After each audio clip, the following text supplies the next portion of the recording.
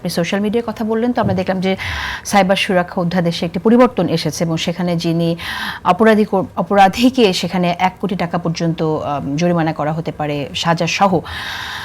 কিন্তু আমরা তো দেখছি যে অ্যাকাউন্টগুলো থেকে আসলে অ্যাটাক করা হচ্ছে, শত শত অ্যাটাক আসছে কিছু অ্যাকাউন্ট থেকে, সেগুলো আসলে হদিসই পাওয়া যাচ্ছে না, আসলে লকড অ্যাকাউন্ট এবং দেশের বাইরে থেকে পরিচালিত। তো আলটিমেটলি এটা কি কোনোভাবে সুরক্ষা দেবেই কিনা, মানে আইন কিভাবে এখানে সুরক্ষা দিতে পারে? এখানটা একটু ক্ল্যারিফিকেশন দেই। আমাদের যে সাইবার সুরক্ষা যে একটা সংশোধনী এসেছে গতকালকে, এটা কিন্তু শুধুমাত্র এটা আমাদের একটা পার্টিকুলার নতুন আইন এসেছে জুয়াকে কন্ট্রোল করার জন্য। যে আপনার পাবলিক গ্যাম্বলিং অ্যাক্ট যেটা ছিল 1867 ওইটাকে রিপিল করে একটা নতুন অ্যাক্ট আনা হয়েছে। যেহেতু সাইবার সুরক্ষা আইনের মধ্যে জুয়া রিলেটেড একটা সেকশন ছিল, ওই সেকশনটাকে শুধু উইথড্র করে ফেলা হয়েছে, যাতে করে না হলে তো ডুপ্লিকেশন থাকবে। শুধু ওইটাই কিন্তু এই রিসেন্ট পার্লামেন্টে এটা নিয়ে আমরা রিপোর্ট পেয়েছি, এটা পাস হতে যাচ্ছে।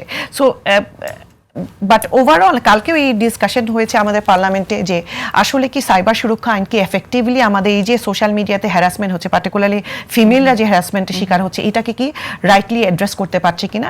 এখানে আমাদের আইনমন্ত্রী যে অনারেবল, উনি অলরেডি একটা স্টেটমেন্ট দিয়েছেন যে এটা নিয়ে অলরেডি কাজ চলছে, একটা কমিটি এটা রিভিউ করছে এবং এটা রিভিউর পরে যদি মনে হয় যে আইনত আরও কিছু ইমপ্রুভমেন্টের আছে, এটা পার্লামেন্টে আবার নিয়ে আসা হবে। সো আমি একদম আপনার সাথে একমত যে আমাদের আসলে আইনি কাঠামোটা আরও একটু দেখার দরকার আছে, আসলে কতটুকু প্রোটেকশন দিচ্ছে। It's not only in Bangladesh, right? এটা it's a world wide phenomena. আপনার যে ফিমেল হ্যারাসমেন্ট অনলাইনের থ্রুতে, শুধু ফিমেল কি, চাইল্ড যে আপনার মানে পেডোফাইল যে কন্টেন্ট, অনেক কিছুই হচ্ছে। সো ওয়ার্ল্ড ওয়াইড মানে অ্যাডভান্স কান্ট্রিগুলো কীভাবে তাদের নিজেদের সিটিজেনকে প্রোটেক্ট করছে, আমাদের ওইখানেও স্টাডি করে হয়তো বা আমরা দ্য রাইট টুলসগুলোকে ইমপ্লিমেন্ট করতে পারি। এখানে ল দিয়ে তো শুধু সম্ভব না, আপনার আসলে আমাদের টেকনোলজিক্যালি অ্যাডভান্স টুলসের অ্যাক্সেস থাকতে হবে।